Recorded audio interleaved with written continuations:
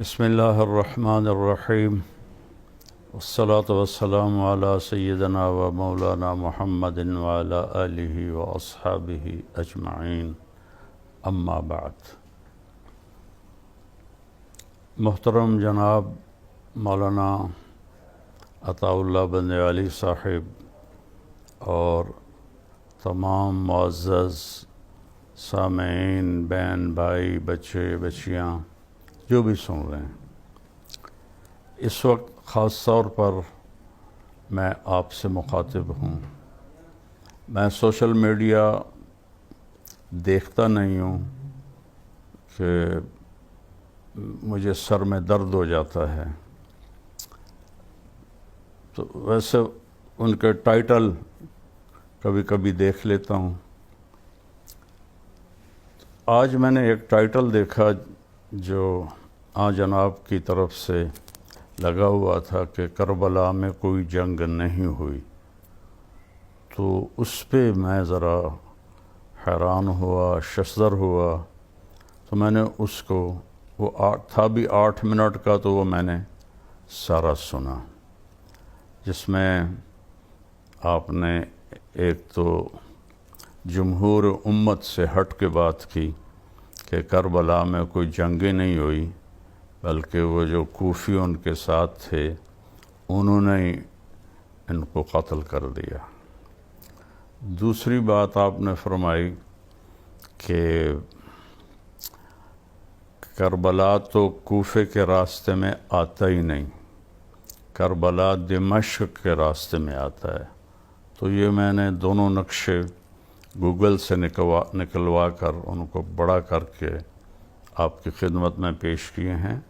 نہ میرا ارادہ کوئی مناظرے کا ہے اور نہ ہی میں نے کبھی یہ اسلوب سیکھا ہے، صرف اپنی معلومات آپ تک پہنچانے کے لیے، منوانے کے لیے بھی نہیں، قائل کرنے کے لیے بھی نہیں، لیکن اہل بیت سے جو میرا ایک تعلق جڑا ہوا ہے اور اللہ نے مجھے ان کی ایک محبت دی ہے۔ میری ماں بھی اہل بیت میں سے ہے، باپ میرا راجپوت ہے، تو میں پچھلے 30 سال سے ان کے نغمے گا رہا ہوں۔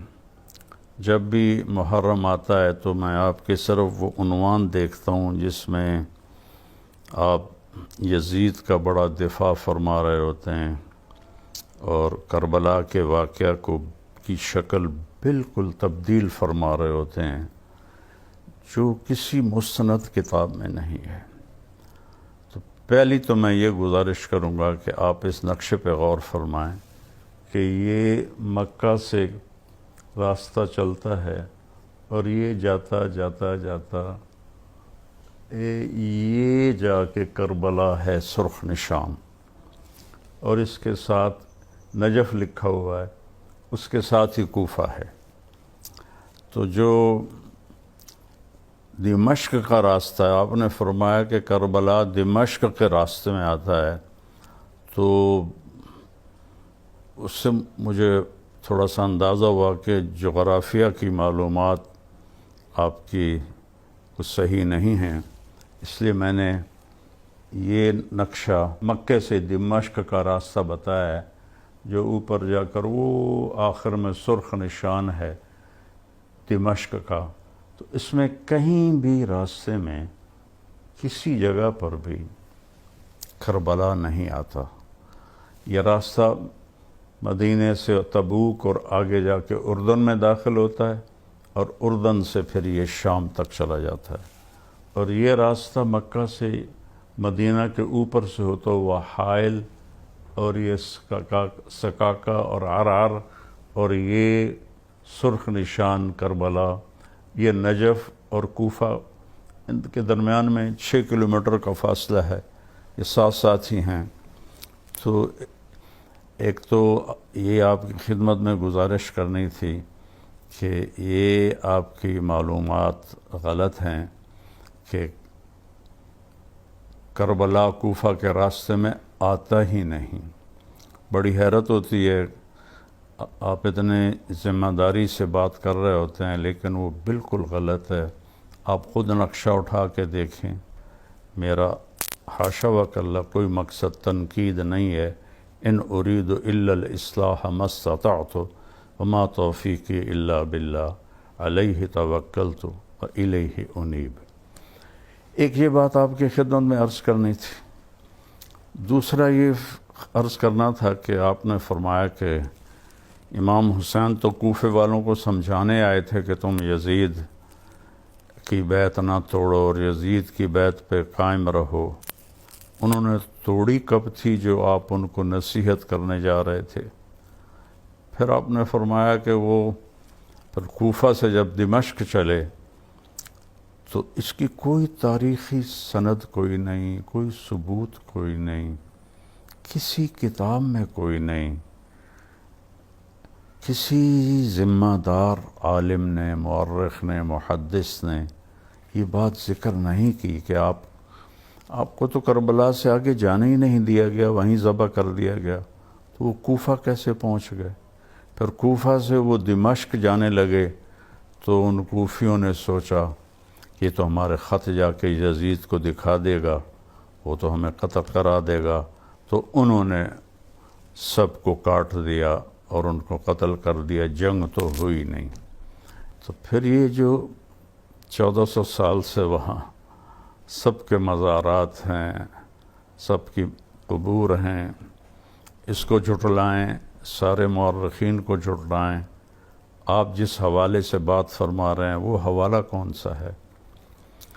پھر اگلی بات آپ فرماتے ہیں کہ یہ واقعہ کربلا ابو مخنف لوط بن یحییٰ کی ساری داستان ہے اور وہ کذاب ہے، میں بھی کہتا ہوں کذاب ہے، متروک ہے۔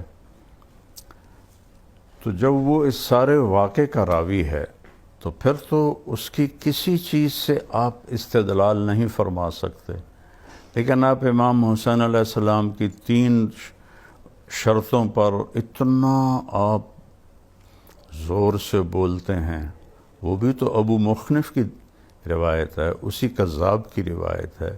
اگر باقی سارا قصہ جھوٹا ہے تو یہ 3 باتیں کہاں سے سچی ہو گئیں؟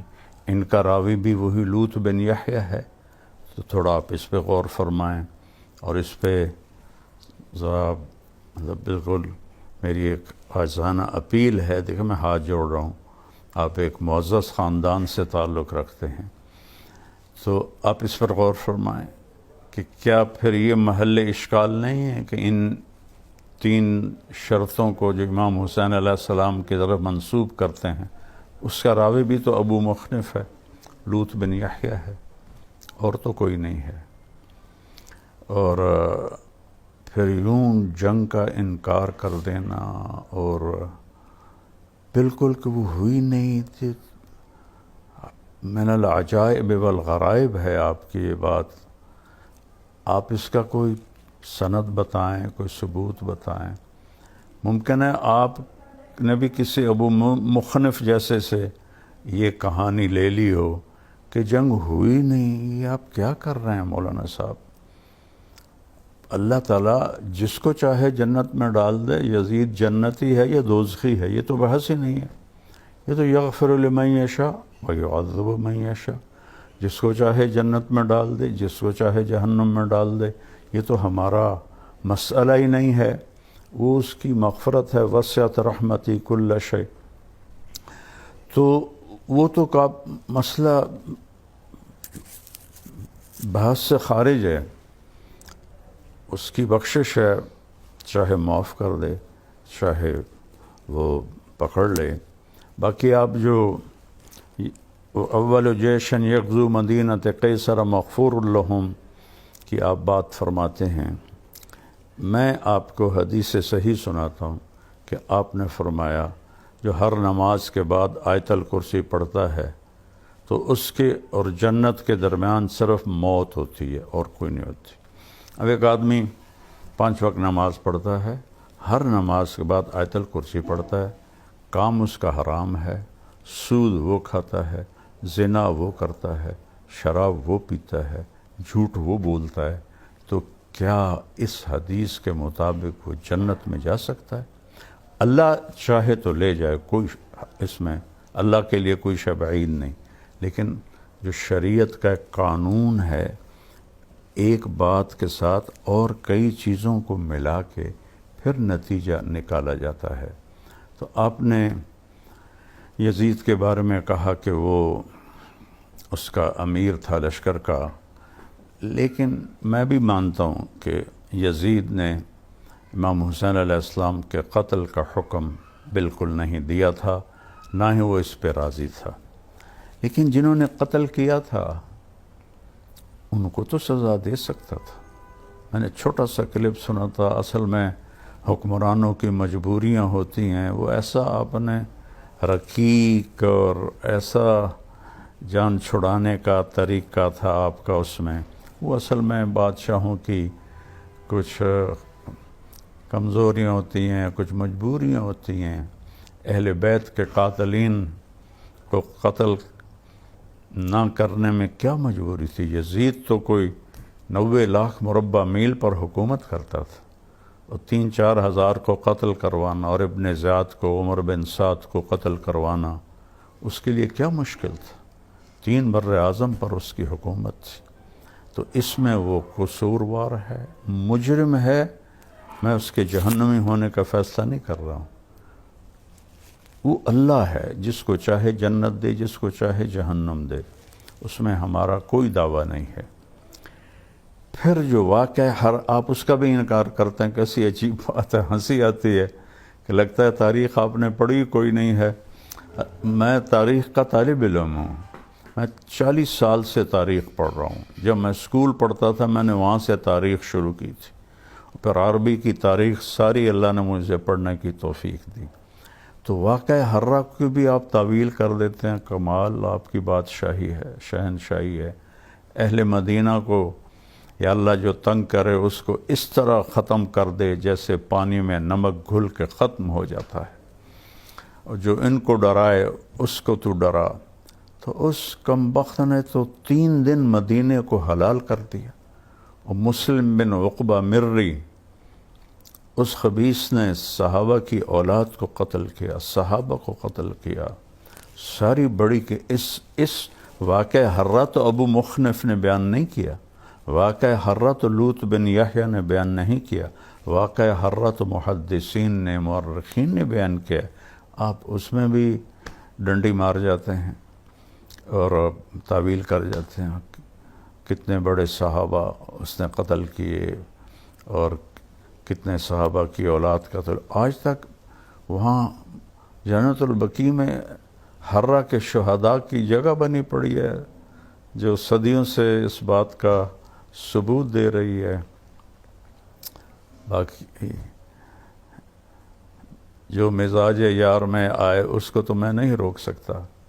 اور مسلم بن عقبہ مری، یہ خبیث بوڑھا تھا، جب یہ مدینہ سے نکلا، مکے پر کیا حکم تھا یزید صاحب کا کہ پہلے مدینے کو تاراج کرو، 3 دن حلال ہے، پھر مکے کو جا کے برباد کرو۔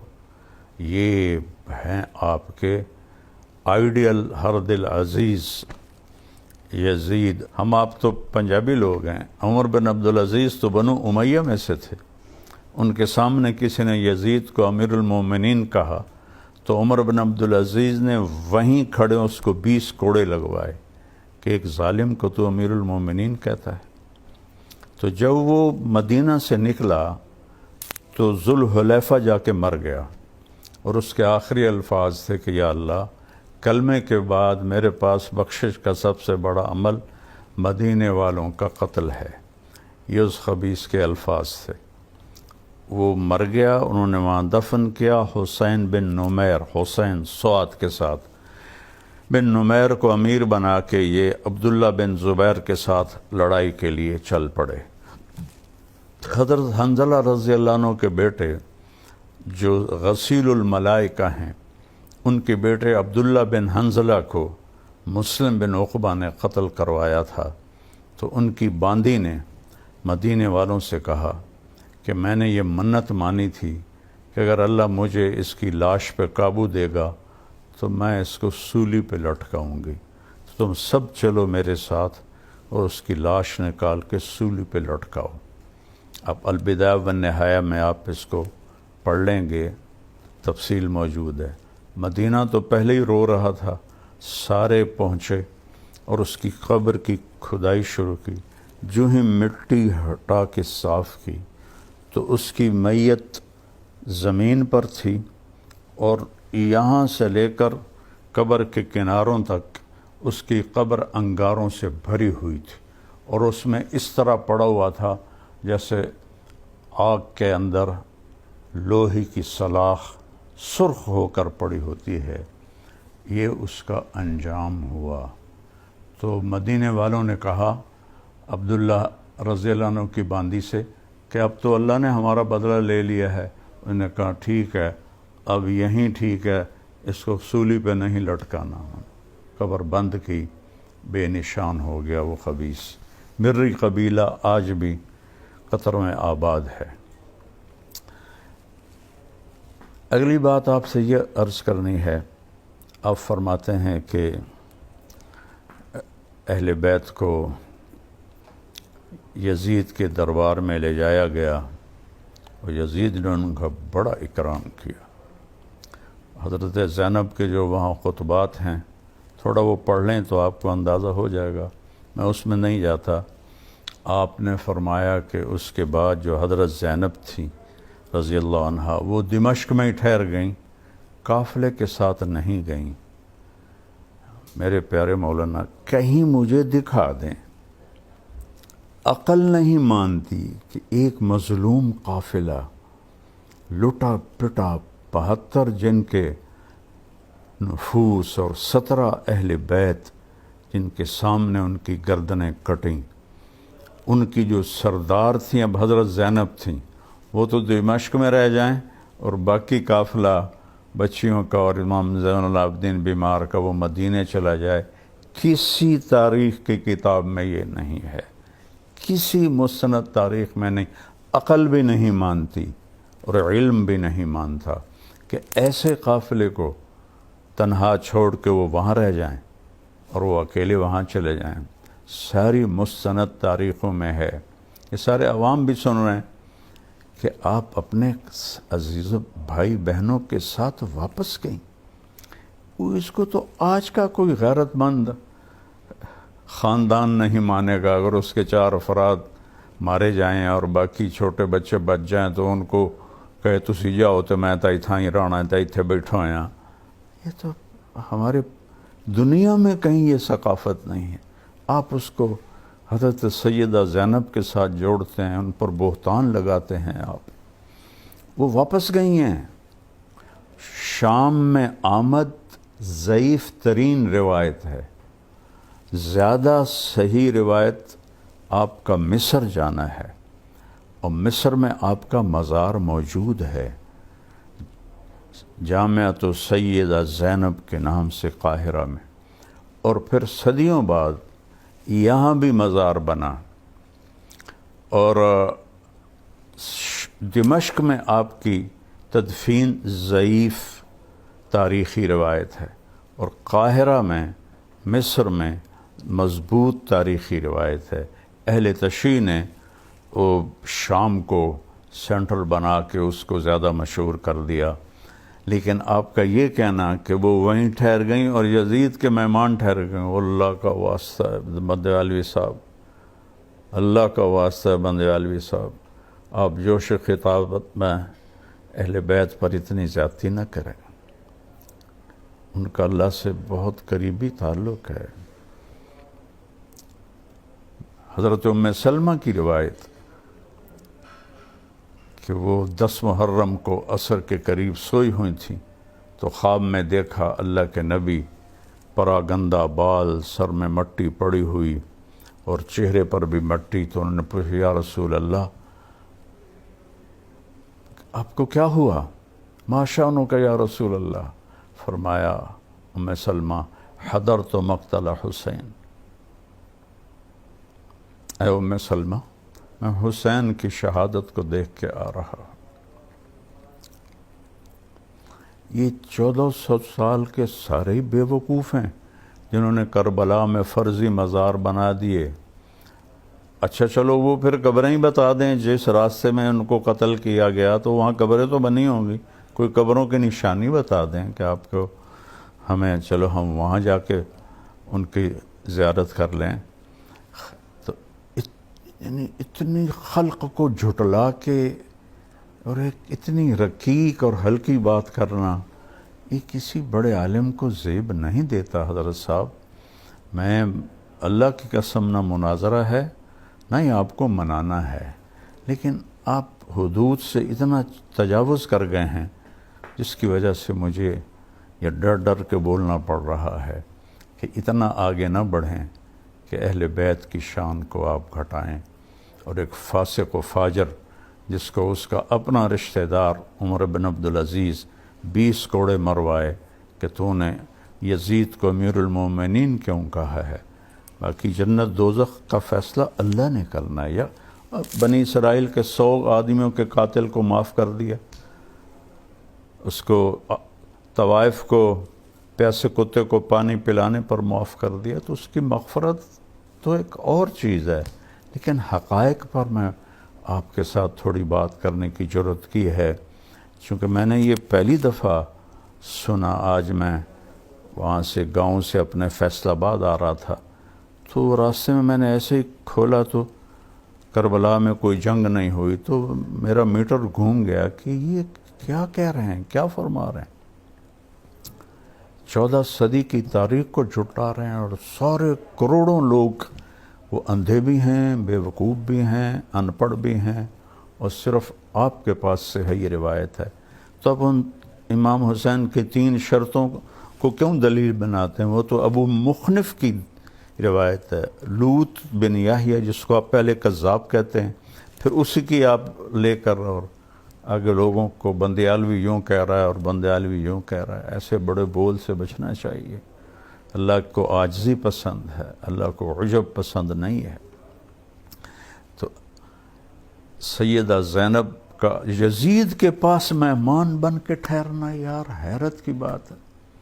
یہ ہو سکتا ہے؟ یہ کیسے ممکن ہے کہ وہ یزید کی مہمان بن گئیں؟ اور یزید تو کم بخت اس کی 64 ہجری میں مر گیا, 61 میں وہ بنا تھا, 60 میں, اور 64 میں مر گیا 37 سال کی عمر میں. تو حضرت سیدہ زینب تو بہت بعد تک وہاں رہی ہیں, اگر رہی ہیں. اصل صحیح روایت مصر کی ہے, یہ شام کی روایت اہل تشیع کی ہے. تو لہٰذا بس یہ چند گزارشات تھیں. آپ برائے مہربانی جس کو اونچا کریں, جس کو نیچا کریں, آپ کو اختیار ہے. لیکن یہ جو آپ کا تقابل ہے کہ کربلا میں جنگ کوئی نہیں ہوئی اور پانی بند نہیں کیا گیا, اور وہ اندر ہی جو ملے ہوئے تھے انہوں نے قتل کر دیا. بھلا آدمی بات کرنے سے پہلے سوچے تو صحیح کہ کیا عقل بھی اس کو ماننے کے لیے تیار ہے. کوفہ تو وہ گئے ہی نہیں, کوفہ سے دمشق جا رہے تھے, اور یہ میں نے دمشق کا نقشہ نقل کیا. مکے سے دمشق کے راستے میں کہیں کربلا آتا نہیں, اور آپ نے فرمایا ہے کہ دمشق جاتے ہوئے کربلا آتا ہے, کوفہ جاتے ہوئے کربلا نہیں آتا. تو میں سارے اپنے بہن بھائیوں سے کہتا ہوں جو میری بات سن رہے ہیں کہ اللہ کے واسطے اگر آپ اللہ کے نبی کی اولاد کا دفاع نہیں کر سکتے ہو تو پھر خاموش رہو. آپ یزید کے دفاع میں مت لگو, اس کا معاملہ اللہ پہ چھوڑو. ہم بھی اس کے لیے کوئی یہ فیصلہ ہرگز نہیں کرتے. وہ فیصلہ میرے اللہ کا ہے, یغفر لمن یشاء ویعذب من یشاء. لیکن وہ امام حسین کے قاتلوں کو سزا نہیں دی, یہ اس کا جرم عظیم ہے, جرم عظیم ہے, جرم عظیم ہے, اور ناقابل معافی جرم ہے. اور مدینے پر اس نے حملہ کروایا اور صحابہ کی اولاد کو قتل کروایا, یہ اس کا جرم عظیم ہے. پھر وہ لشکر مکے پہنچا یزید کے حکم پر, حسین بن نمیر کی قیادت میں. وہ وہاں جا کے انہوں نے جب وہ مکے کا محاصرہ کیا تو تو خبر آ گئی کہ یزید مر گیا ہے، تو حضرت عبداللہ بن زبیر نے کہا کہ حسین بن نمیر سے مات طاغیتکم، تمہارا طاغیہ، تمہارا فرعون مر گیا ہے. یہ عبداللہ بن زبیر کے الفاظ ہیں. تو میں نے جو کچھ کہا ہے بہت احتیاط سے کہا ہے، پھر بھی اگر اس میں آپ کی شان میں کوئی گستاخی ہوئی ہو، یہ میں سب کے سامنے آپ سے ہاتھ جوڑ کے معافی مانگتا ہوں.